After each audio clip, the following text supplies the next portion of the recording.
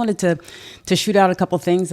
Going live here, and I want to talk about King Piankhy. And as you guys know, I've been going live for a while and talking a lot about the 42 negative confessions and the principles of Ma'at, and also talking about just in general Black history class, trying to bring to us information, documentation that's been around for so many years around important things about Black history.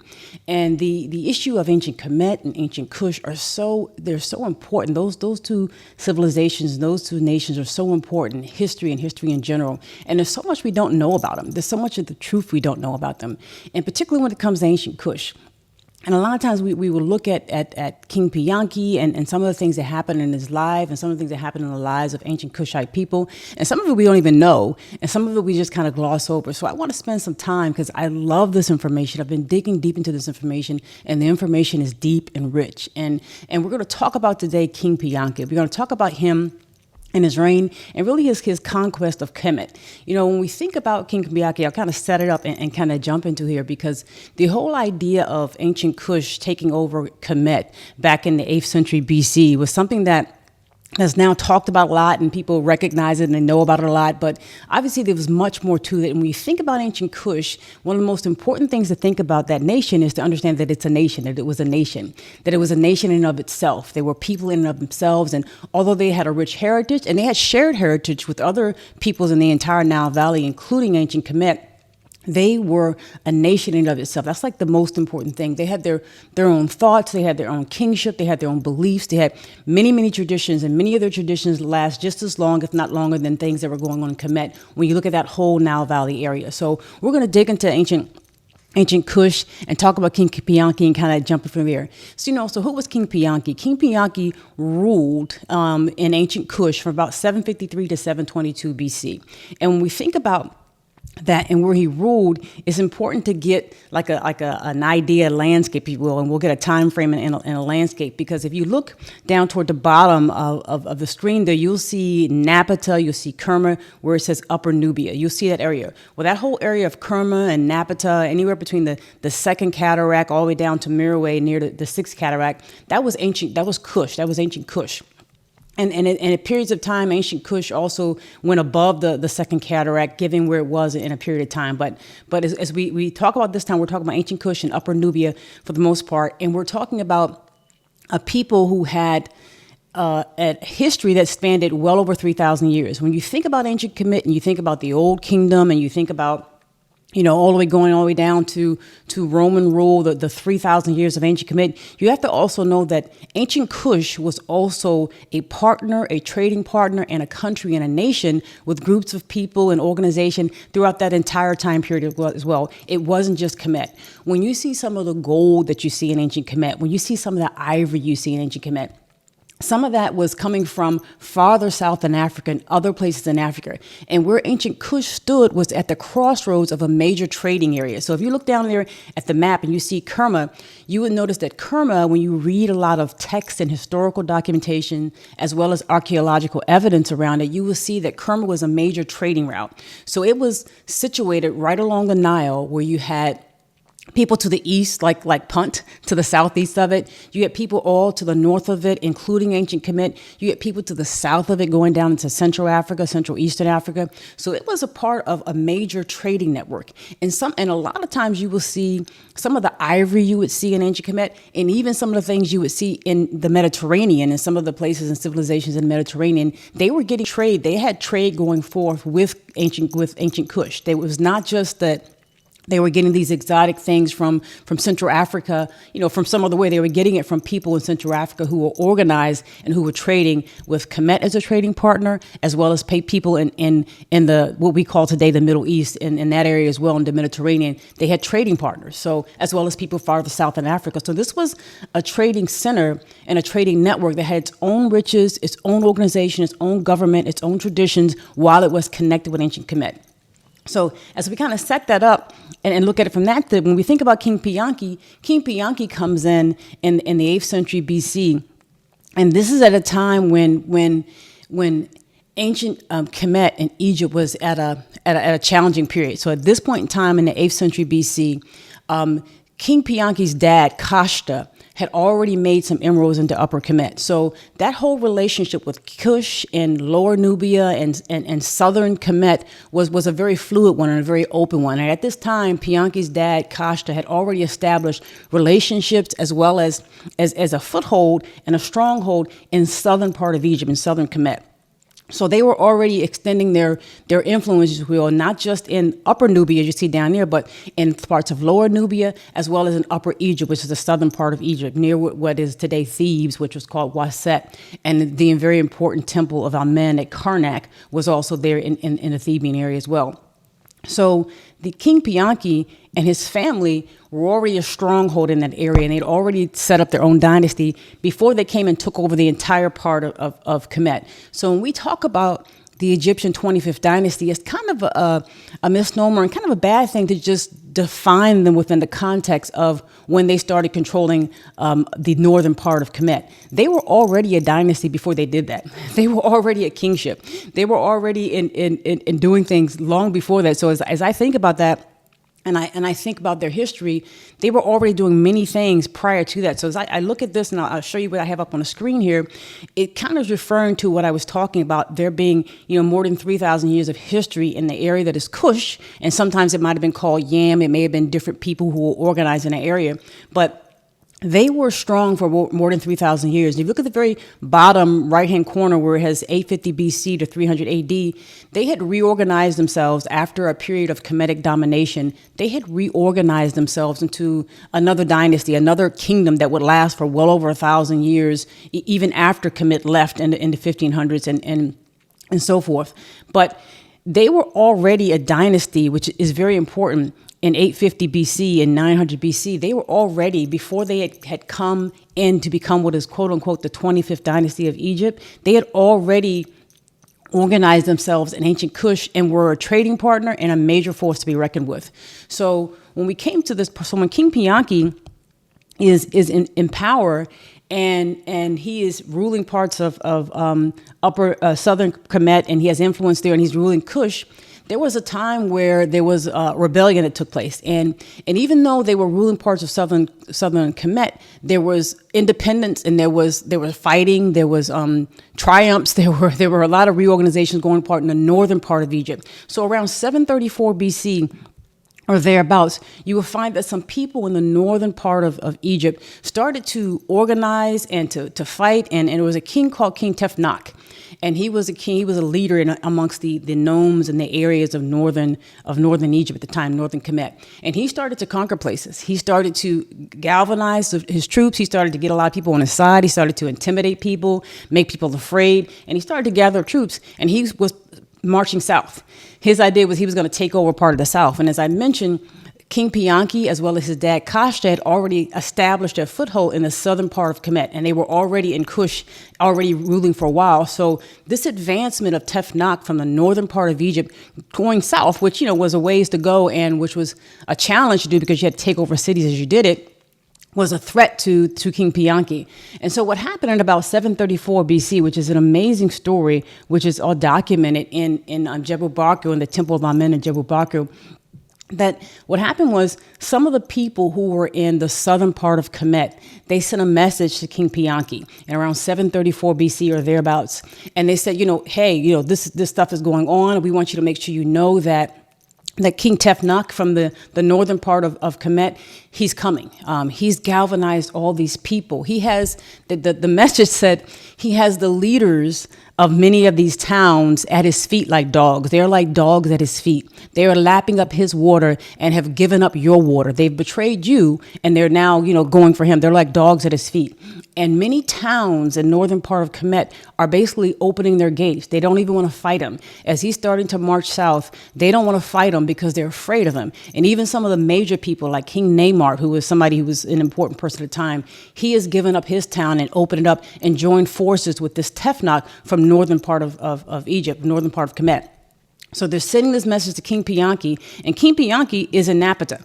So if you look down at the right-hand corner there, you see Napata just above what is today Khartoum, along the Nile. That's where King Piankhy is. That was where the seat of power was for ancient Kush, and it would be the seat of power for all of Kemet as well when he took over. So they sent a message to him at Napata. And they say, all this is going on in northern Egypt, all this is going on, and they're coming toward the southern part of Egypt. They're attacking the Southland, which is kind of what they were referring to as the southern part of Egypt. What are you going to do about it? And apparently, King Piankhy wasn't fazed. Apparently, the story goes that, he was a prayer person. He was somebody who was dedicated and served Amen, who was the main deity at that time, and the main deity in Napata and Kush, as well as in obviously southern Kemet and much of Kemet at that time. And he was serving Amen, he was serving God, and he was like, I'm not fazed, I'm not going to worry about it, I'm not fazed by this. And people were upset. And then a second messenger came, and they said, have you forgotten the Southland? I mean, what's going on, King Piankhy? This is, your people are here, have you forgotten us in the southern part of Egypt? These people are coming, right? What would you have to help us? What would you have us to do? So King Piankhy sent orders. He already had an army in the southern part of Kemet. He already had an army there in the southern part of Kemet, and he sent orders to his army to attack. And he told him to attack a particular area, a particular city, a particular nome there where there was a particular trouble. And he said, surround them and don't let anything come or go. Don't let cattle come or go. Don't let people come or go, and attack them daily. Be on the outlook for them. So he begins to go on the offensive, and he stays in Napata. He sends orders to his army that's already there to begin attacking. And the army does so successfully. And then King Piankhy then sends another part of his army, another quadrant, if you will, another segment of his army to Kemet, to Egypt, to launch another offensive. And he tells them, and very interesting, he tells them, go there, and what I want you to do when you go there is to first, bow to Amen, pray to Amen, give God the glory. And when you go there, begin to attack and challenge the enemies that are there. When you see the enemies coming from the north and they're going to particular cities that we know they're going to, attack them. And first, line up against them and tell them, who do you have? And if they say to you, we're waiting for, or it's apparent that they're waiting for some other people from other nomes to come join them, let them do it. Wait. Don't fight them right away. Don't fight them in dark. Fight them in the light of day. Let them gather all of their forces. Let them gather all of their horses. Let them gather all of their battle equipment. Don't attack them until they're ready. Now, this is interesting, right? He's telling them not to do a surprise attack, not to fight them at night. And if they say to you that they have other people coming, or it's apparent, let the other people who are going to help them, let the other enemies come and join all together and let them fight.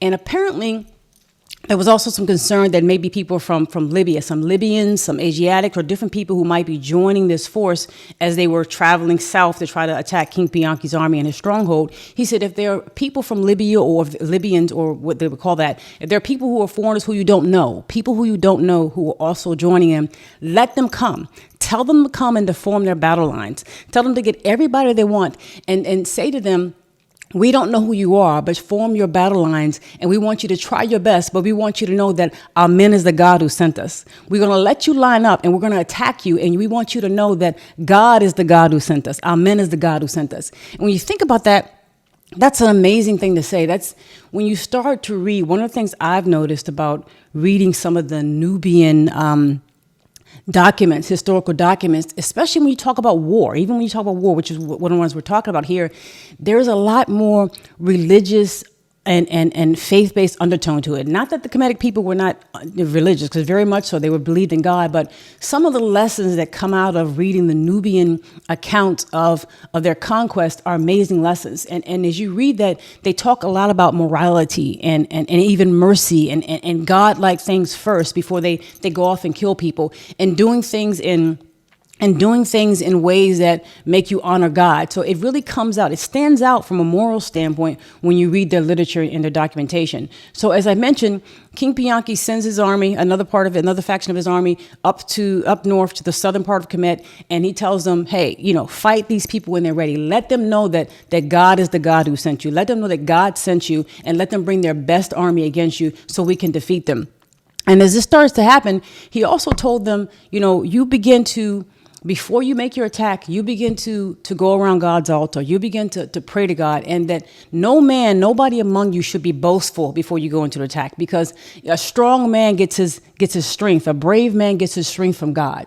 God is the one who will give you your strength. And if you are a weak person, God will make your arm strong. God will make a weak man's arm take down 1,000 men. So he's telling them not to be boastful and to give God the glory.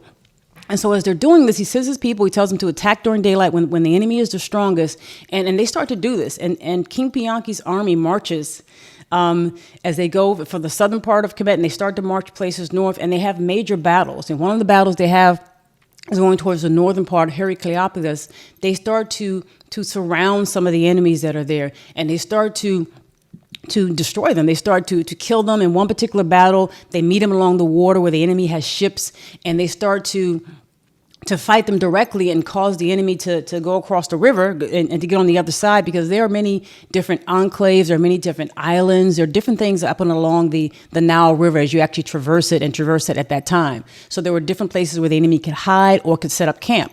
And Piankhy's army were taking them head on from a ship standpoint, hand-to-hand combat. And at one point in time, the enemies in the northern part of Kemet ran across, basically got across the Nile, the other side of the river, the other side of the water to hide. And at dawn, King Piankhy's army launched another attack and attacked them on the other side of the river, the other side of the water, and ended up dispersing the army. And when he talks about that many of the people fled, that many of the enemies of King Piankhy fled. They fled the area, and they ran to the other side, and they went places back up north, because obviously when you get farther north in ancient Kemet, you have the Delta, you have Memphis, you have very important stronghold cities there. And as they came in contact with King Piankhy's army, they fled. And some of them fled up north, and some of his major enemies fled south as well, because there were some cities that had not been taken over yet by King Piankhy's army. And what they did was they sent this remarkable news back to King Piankhy. They said, hey, we've done this. We had these battles. We have 3 or 4 battles. We've killed this many people. We've killed so many people we can't even count. We've taken back this city, and your enemies have fled before you. They've gone and they've run away. And when King Piankhy heard this, he was livid. He was highly upset. They said he was enraged like a panther. He was mad at them because he said, how is it that you could let a remnant of this army go, a remnant of our enemies leave, so that they can go back to their towns and tell of the campaigns and make any type of story? Why did you let even one of them, even a single one, stay alive? You've not followed my orders. And so the army was a little shaken, because they're like, oh, well, dang, the king is upset with us. We didn't mean for that to happen. But Piankhy was furious. He was like, if you're going to destroy the manner in which they are attacking us to control a good bit of our country, of our wealth, of our people. You can't allow the army to regroup. You should have come like a panther. You should have come in God's name, and you should have destroyed every single one of their combatants, so they would have nobody to tell their story. No one could tell of it. And so King Piankhy is furious with them, and they continue then to follow his orders and to go strategically to particular towns where there were strongholds from the enemy from the north, and they would beat them. They would destroy a particular town, or they would have a particular enclave that they would fight, and they would send messages to King Piankhy. And every time they sent a message to King Piankhy, he would be upset. He would not be satisfied. He said, this is not enough, because I understand that farther north, because one of the major cities in ancient Kemet was Memphis, the Hecapata, the city of Ptah. That was one of the major cities, and that was still a very much stronghold. And a lot of the challenges that were coming from that area of Kemet. So to have small battles that were not really attacking the center of their challenge was not going to help them. And so even though they were winning small, they would send back, hey, we won this battle, or we got this town, or we got this city. King Piankhy was not happy and was not satisfied. And then he decided, I will go myself. He said, if you all can't basically seal the deal, I will travel from Napata and go toward the northern part of Kemet. But before I do that, I will give honor to the feast of our men before I go. So imagine this. He knows, and he has faith and confidence that he can win this battle. He has faith and confidence that maybe his army is not doing exactly what he needs to do, and he can bring another guard in that will seal the deal and destroy this. But he doesn't just go. He doesn't just rampage out there. He first put God first. He puts God first. He first then celebrates the new year, and they had it, the Kemetic people had, long before this, a calendar that they were using, a civil calendar, where they had like 3 months, 3 seasons out of the year, where there were 4 months in each season. So they already had a 365 day calendar.